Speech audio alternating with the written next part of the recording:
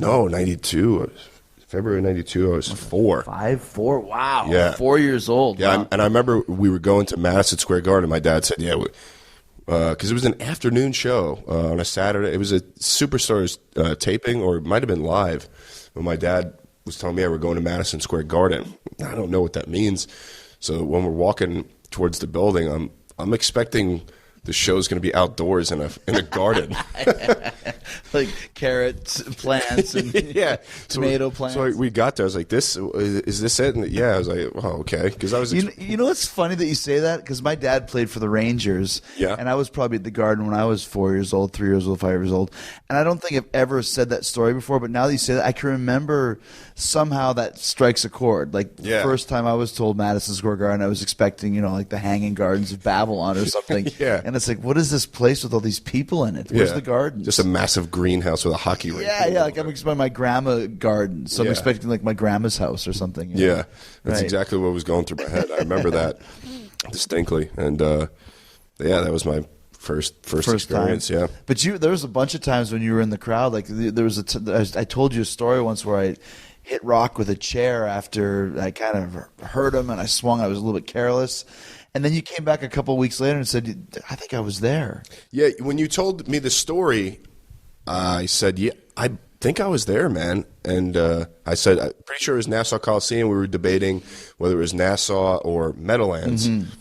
I was like, man, that sounds too familiar. I'm pretty sure I was there. So I went back and I went through all of like October, November of 2001, because that's when you and The Rock were kind of feuding. And I went through all the Raws, and the one that this was the end of the one at the Nassau Coliseum, which I was at.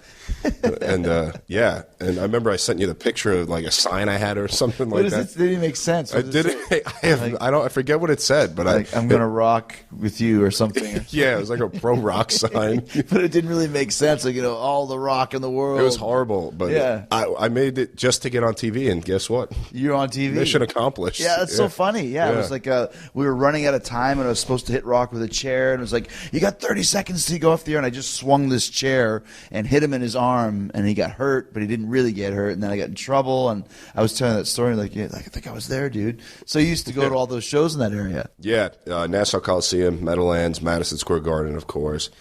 Everything. Pay-per-views especially. Me and my dad, we would wait online when the tickets went on sale, like early in the morning, sometimes like 5 a.m. to because tickets went on sale at 10 a.m. Yeah. And Ticketmaster, and back in those days, it was probably your best bet to get the tickets at the box office at the arena. Pay-per-views were a must. After I didn't get to go to WrestleMania 10. After that, every pay-per-view in the area I went to, anything at Nassau, which was rare pay-per-view wise. Yeah. The Garden, I went to every one. SummerSlam 98, Survivor Series 96, 2000 Rumble, like every pay-per-view there, every pay-per-view at the Meadowlands. After that, I went to, after WrestleMania 10, I would go to. And then, of course, Raw and SmackDown and house shows here and there. Why did you miss 10? Money, timings. Gotcha. Just Couldn't make it work. couldn't make it work. But just what you just said is so funny. Waiting online, I used to do that. You'd get up at 4 a.m, go down to the arena, and wait in line to buy a ticket. Yeah. There was no StubHub then, or even like online or whatever. It was just go. Yeah. If you got there first, you got one. Exactly, and especially in that area, the New York, New Jersey area, any show would sell out so quick. So I don't know why. I don't remember how it worked, but going to the box office was your best bet, because if you went to a Ticketmaster outlet at like the Wiz or something, 10 minutes after tickets went on sale, like, we're out. No tickets left in that area, especially for pay-per-views and stuff. Yeah. So the best bet was to go to the arena and get tickets. And hang out at the box office. Yeah. And the lines there would be long. But I remember there was one incident, actually, where SummerSlam 2002, we were waiting outside Nassau Coliseum the day tickets went on sale. We couldn't believe how long this line was. It was insane.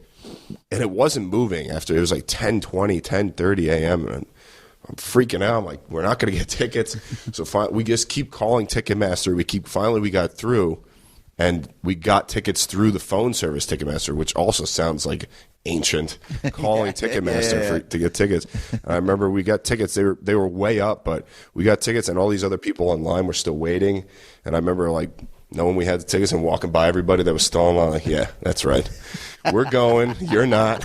We're going to SummerSlam. Yeah. I was on that one. I think I remember that at Nassau Coliseum. I think I worked with Ric Flair. Yeah. I don't know why I remember that. That was a hot crowd, man. Yeah. It was wild. Well, Nassau, you never knew what you're going to get. Sometimes it'd be quiet. Sometimes it'd be hot. Sometimes there'd be multiple fights in the crowd. Oh, yeah. Which made the crowd hot, but no one's paying attention to what's going on in the ring. Yeah.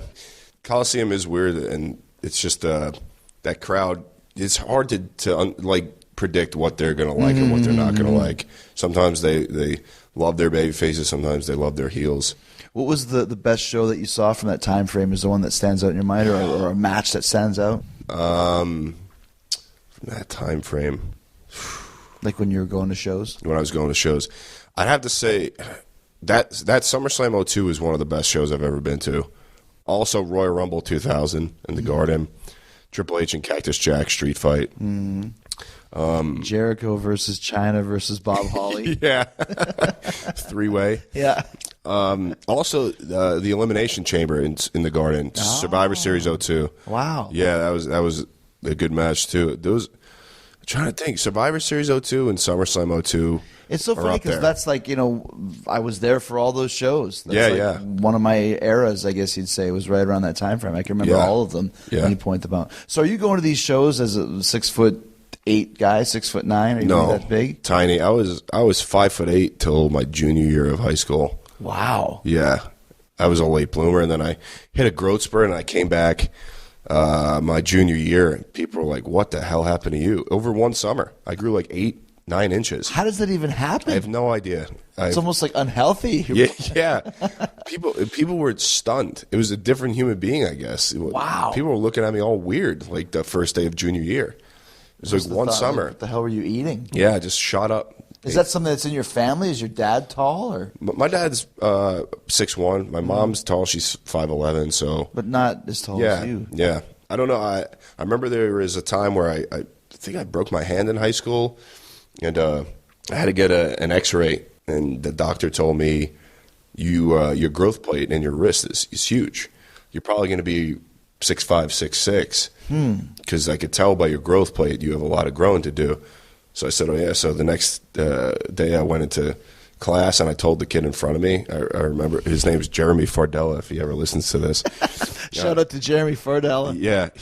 I told him, hey, man, I'm going to be 6'5", 6'6". The doctor told me. And he said, I'm 5'8". He's looking at me. He's, yeah, all right there, bro. Yeah, not happening. And then lo and behold, here we are. So is that when you decided you wanted to start thinking about getting into wrestling, when you had this growth spurt? Yeah, that's when I started realizing maybe I could be able to do it. Because you always think, man, I want to do it. Mm-hmm.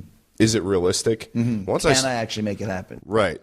And once I got to that height, especially going after college, I was thinking, man, I feel like I have to pursue this because this is what I've always wanted to do. And I feel like I have a good chance of doing this because of just my size alone. Right. That based on that alone. Because it's like when people see, it's like, hey, you should be a wrestler. Yeah. Yeah, you should play basketball. But back then that's the one I always. Do you play basketball? No, I don't play basketball. Did you ever even try? No, I played in high school and in college. Yeah, but that's the question I get asked, like on the street. Even now? Yeah, football player, basketball. How tall are you? Yeah. Random people. How tall are you? It's just. You get that all the time. I know Big Show gets that. How tall are you? Yeah.